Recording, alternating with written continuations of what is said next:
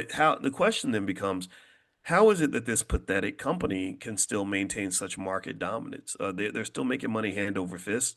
It's insane how much money they make. And so here are a few things that drive Apple's dominance, in my opinion. I'm gonna lean this into financial theory. There's two guys named Kahneman and Tversky. I've mentioned them before. You might remember, and they had something called prospect theory. And prospect theory, they related to like the California gold rush and stuff like that, where everybody wanted to go find the gold in their hills. And that's now that aspect of prospect theory is not what applies here.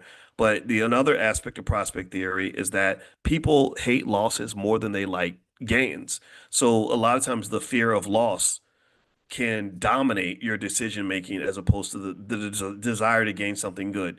Like, so a lot of times maybe you'll find somebody settle in a relationship because they're more afraid of losing the person they're with than they are excited about all the possibilities that might happen if they unleash the current situation they're in. Or people who are thinking about starting a business. This is big in the black community. The trauma kicks in where literally if you're thinking about starting the business and you say, yeah, I should be independent, I should be making more money, I could be out here doing great things, but I'm scared to lose my job. And that's real. That's a real thing. So basically, what they argue is that with Apple, Apple's got this big, massive ecosystem, and a lot of people are just afraid of the switching costs of switching over from Apple to Android or something else. There are better phones out there. Huawei had a phone where you could literally grab like something like this in your hand somehow and drop it into another phone. I don't know how they that's crazy that you could go to a phone, use your hand, grab like the data, go upstairs. They did it where, in fact, they it was real weird. I still don't believe. I mean, these videos were so freaky. Did anybody see that?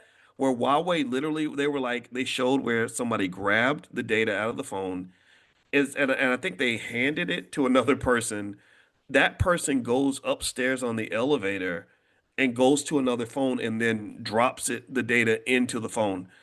That was crazy. I gotta watch it again because I feel like I sound like a crazy person even talking like this, right? I hope that it was like magic or fake or AI or something because I couldn't believe it. It was literally like where literally like you know how you transfer like iPhones. I thought it was impressive where you could just take two phones and pat them together and pass information over. I think that's kind of cool. But with Huawei, oh my God, they literally you could do this and then just carry it in your hand and you're holding nothing, right? Somehow they got the digital print on your hand and you drop it into another. That's crazy. That tells me if that's possible that and I'm gonna look it up because I feel like I sound like I'm crazy right now.